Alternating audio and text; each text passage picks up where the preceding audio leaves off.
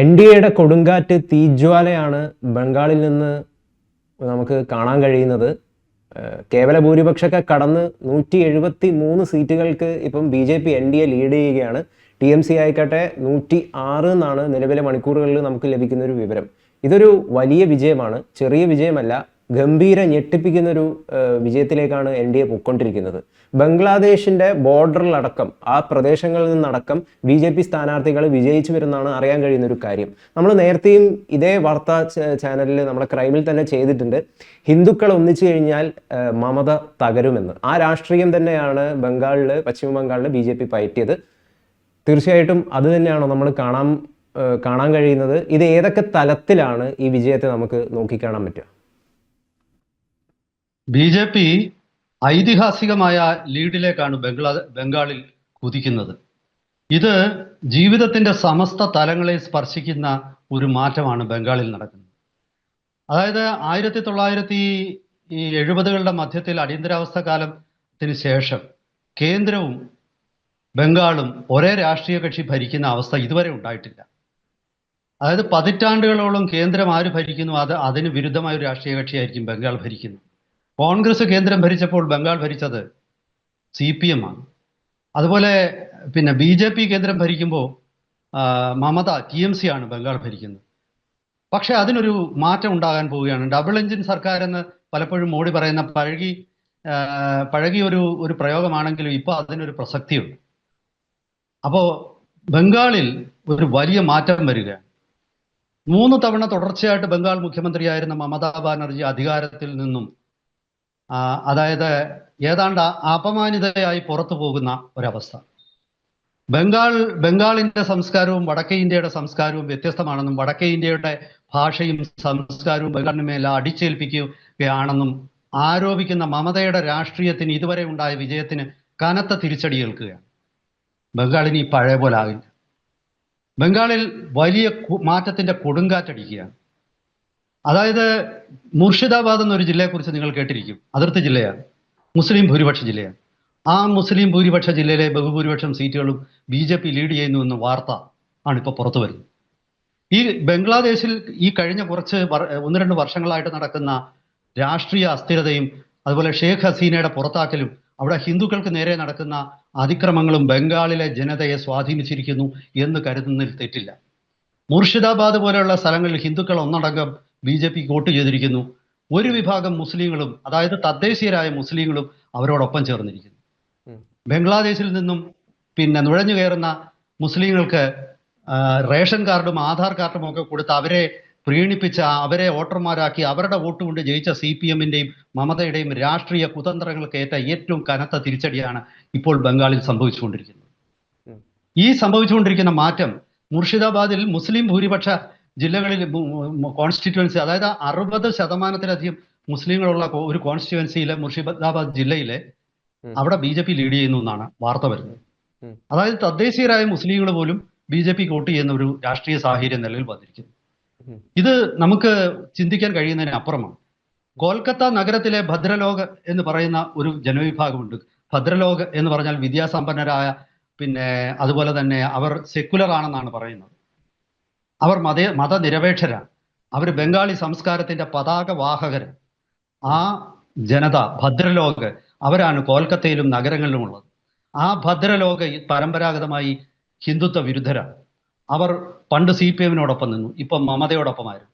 അവിടെയും മാറ്റം സംഭവിച്ചു. കൊൽക്കത്ത വടക്കും തെക്കും നോർത്തും വെസ്റ്റ് സൗത്തിലും 3 സീറ്റുകൾ വീതം, അങ്ങനെ 6 സീറ്റ്, എനിക്ക് തോന്നുന്നു 11 സീറ്റാണ് അവിടെ ഉള്ളത്. അതിൽ 6 സീറ്റുകളിലും BJP ലീഡ് ചെയ്യുന്ന അവസ്ഥ വന്നു. അതായത് മാറ്റം ബംഗാളിൽ സമ്പൂർണ്ണമാണ്. മാറ്റം ബംഗാളിന്റെ ഗ്രാമപ്രദേശങ്ങളിലും ബംഗാളിന്റെ നഗരപ്രദേശങ്ങളിലും ഒരുപോലെയുള്ള മാറ്റമാണ്. ഇവിടെ പലരും പ്രതീക്ഷിച്ചിരുന്നത് മാട്ടുവ എന്നും അതുപോലെ തന്നെ രാജ്ബോൻസി എന്നും പറഞ്ഞ 2 സമുദായങ്ങളുണ്ട്. ഈ സമുദായങ്ങൾ ഈ SIR അതായത് സ്പെഷ്യൽ ഇന്റൻസീവ് റിവിഷൻ വന്നപ്പോൾ അവരുടെ ചില ആൾക്കാരുടെ വോട്ട് നഷ്ടപ്പെട്ടിരുന്നു. അത് കാരണം അവർ BJPക്ക് ശക്തി പകർന്നിരുന്ന അവർ BJPയെ കൈവിടും എന്നാണ് പ്രതീക്ഷിച്ചിരുന്നത്. പക്ഷെ അത് സംഭവിച്ചില്ല. അവരെ വിശ്വസിപ്പിക്കാൻ, കൺവിൻസ് ചെയ്യാൻ BJPയുടെ നേതൃത്വത്തിന് കഴിഞ്ഞു. അതായത് അവർക്ക് ഉറപ്പ് കൊടുത്തിട്ടുണ്ട് ഇതിനുശേഷം ഈ ചിലരുടെയൊക്കെ പിന്നെ വോട്ടേഴ്സ് ലിസ്റ്റിൽ നിന്ന് ചിലരുടെയൊക്കെ പേര് നീക്കം ചെയ്തെങ്കിലും അതൊക്കെ പുനഃസ്ഥാപിക്കപ്പെടും. അവർക്കൊക്കെ പൂർണ്ണ സിറ്റിസൺഷിപ്പ് കൊടുക്കപ്പെടും. ഈ CAA അനുസരിച്ച് ഈ പറയുന്ന മാട്ടുവ എന്ന പട്ടികജാതിക്കാർക്കും അതുപോലെ രാജബോൻസി എന്ന പിന്നോക്ക സമുദായക്കാർക്കും അവര് ബംഗാളിൽ മാട്ടുവകൾ 1 കോടിയും രാജബോൻസികൾ ഏതാണ്ട് 75 ലക്ഷവും ഉണ്ടെന്നാണ് കണക്കാക്കപ്പെടുന്നത്. അപ്പൊ ഈ സമുദായങ്ങളെയും കൂടെ നിർത്താൻ BJP കഴിഞ്ഞു. അവരാണ് റൂറൽ ബംഗാളിൽ BJPയുടെ കരുത്ത്. അതായത് നിങ്ങൾ അത്ഭുതപ്പെടുന്നത് മമത മത്സരിക്കുന്ന ഭവാനിപ്പൂരിൽ മമത പിന്നിലാണ്. അവിടെ BJP സ്ഥാനാർത്ഥിയായ സുവേന്ദു അധികാരിയാണ് മുന്നിൽ. സുവേന്ദു അധികാരി അദ്ദേഹത്തിന്റെ മറ്റൊരു സീറ്റിലും അദ്ദേഹം മത്സരിക്കുന്നുണ്ട്, നന്ദിഗ്രാമിൽ. അവിടെയും അദ്ദേഹം മുന്നിട്ട് നിൽക്കുകയാണ്. അതായത് മാറ്റം സമ്പൂർണ്ണമാണ്. മാറ്റത്തിന്റെ കൊടുങ്കാറ്റ് മമതയെ പോലും വെറുതെ വിട്ടില്ല. മമത നിസ്സാരക്കാരിയല്ല. 3 പതിറ്റാണ്ടിലധികം ബംഗാളിനെ അടക്കി ഭരിച്ച ബംഗാളിനെ അക്രമത്തിലും അതുപോലെ തന്നെ അഴിമതിയിലും മുക്കിക്കൊന്ന CPM ഭരണത്തിനെ ഒറ്റയ്ക്ക് നേരിട്ട് പോരാടി തോൽപ്പിച്ച വനിതയാണ് മമതാ ബാനർജി. പക്ഷേ അവർ പിന്നീട് മറ്റൊരു ഏകാധിപതിയായി. അവർ CPM പിന്തുടർന്ന അതേ ന്യൂനപക്ഷ പ്രകടനം അവർ പിന്തുടർന്നു. ബംഗ്ലാദേശികൾക്ക് അവിടെ റേഷൻ കാർഡും അതുപോലെ തന്നെ ആധാർ കാർഡും ഒക്കെ സംഘടിപ്പിച്ചു കൊടുത്തു. അവരെ വോട്ടേഴ്സ് ലിസ്റ്റിൽ ഉൾപ്പെടുത്തി. ഈ ബംഗാളിൽ വർഗീയ കലാപം നടന്ന എല്ലാ സ്ഥലങ്ങളിലും BJP മുന്നേറുന്നതായിട്ടാണ് വാർത്ത. അതായത് ഈ കപട മതേതരത്വത്തിന്റെ നിരന്തരമായിട്ടുള്ള തള്ളലുകൾ ബംഗാളി ജനത പുച്ഛത്തോടെ തള്ളിക്കളഞ്ഞിരിക്കും. ബംഗാളിന്റെ സംസ്കാരവും ബംഗാളി ഭാഷയും എന്നൊക്കെ പറഞ്ഞ് പ്രാദേശികവാദം വളർത്താൻ ശ്രമിച്ച മമതയുടെ പിന്നെ എല്ലാ പരിശ്രമങ്ങളും ദയനീയമായിട്ട് തകർന്നു വീഴുന്ന കാഴ്ചയാണ് ഈ ഇലക്ഷനിൽ നമ്മൾ കണ്ടത്. ഇത് കൊടുങ്കാറ്റോ സുനാമിയോ ഒന്നുമല്ല, അതിനപ്പുറമുള്ള ഒരു മാറ്റമാണ്. ഞാൻ പറഞ്ഞല്ലോ, ഇത് ചിന്തിക്കാൻ പോലും പറ്റാത്ത കാര്യമായിരുന്നു. അതായത് എപ്പോഴും ബംഗാൾ എന്നത് ഒരു ഉരുക്കുകോട്ടയായിട്ടാണ് പറയുന്നത്. പറഞ്ഞോളൂ. 2011 കേവലം 4% വോട്ട് ശതമാനമാണ് BJPക്ക് ഉണ്ടായത്. 2016 അത് വരുമ്പം 77 സീറ്റ് നേടി 10% വോട്ട് വിഹിതം ഉയർത്തുന്നു. നിലവിലെ ബംഗാൾ BJP NDA ഭരിക്കാൻ പോകുന്ന സ്ഥിതി എത്തിയിരിക്കുന്നു. അപ്പം 3-ൽ നിന്ന് ഒറ്റയടിക്ക് 77 ആയിട്ടാണ് ഉയർത്തിയിരിക്കുന്നത്. ഇപ്പം അത് കേവല ഭൂരിപക്ഷവും കഴിഞ്ഞ് 173-ലേക്ക് ഉയരുകയാണ്. അപ്പം BJPയുടെ NDAയുടെ കൃത്യമായിട്ടുള്ള പ്ലാനിങ്, എക്സിക്യൂഷൻ, ഇത് ശരിക്കും പറഞ്ഞു കഴിഞ്ഞാൽ ഞെട്ടിപ്പിക്കുന്നതാണ്, വളരെ ഗംഭീരമായിട്ടുള്ളതാണ്. ഇപ്പം നിലവിൽ തീർച്ചയായിട്ടും ഈ ടാമ്പറിംഗ് ആണ്, വോട്ട് അടിച്ചു മാറ്റിയിട്ടാണ് ജയിച്ചത് എന്നൊക്കെയുള്ള ആരോപണങ്ങൾ തീർച്ചയായിട്ടും ഉയർന്നു വരും. അതൊന്നും ഒരു ബംഗാളിൽ എന്നും ബൂത്ത് പിടിച്ചെടുക്കുകയായിരുന്നു. ബംഗാളിൽ എന്നും അതിക്രമങ്ങളായിരുന്നു. 50,000 ആൾക്കാരാണ് CPMന്റെ ഭരണകാലത്ത് മറ്റു രാഷ്ട്രീയ പാർട്ടികളിലുള്ളവരെ കൊന്ന് കുഴിയുണ്ടാക്കി അതിൽ ഉപ്പിട്ട് മൂടിയത്. അങ്ങനെയായിരുന്നു രാഷ്ട്രീയ പ്രതിയോഗികളെ കൈകാര്യം ചെയ്തത്. മമതയും ഒട്ടും പറയിലല്ലായിരുന്നു. അത്തരമൊരു രാഷ്ട്രീയത്തിന്റെ അന്ത്യം കുറിക്കാൻ ഈ ഇലക്ഷന് കഴിഞ്ഞെങ്കിൽ. അതുപോലെ തന്നെ കേരളത്തിന് ഇതിൽ നിന്ന് ഒരു ഭീഷണിയുണ്ട്. അതായത് ബംഗാൾ വികസിക്കുകയാണെങ്കിൽ കേരളത്തിൽ ജോലി ചെയ്യുന്ന ബംഗാളികളെല്ലാം കൂട്ടത്തോടെ തിരിച്ച് ബംഗാളിലേക്ക് പോകും.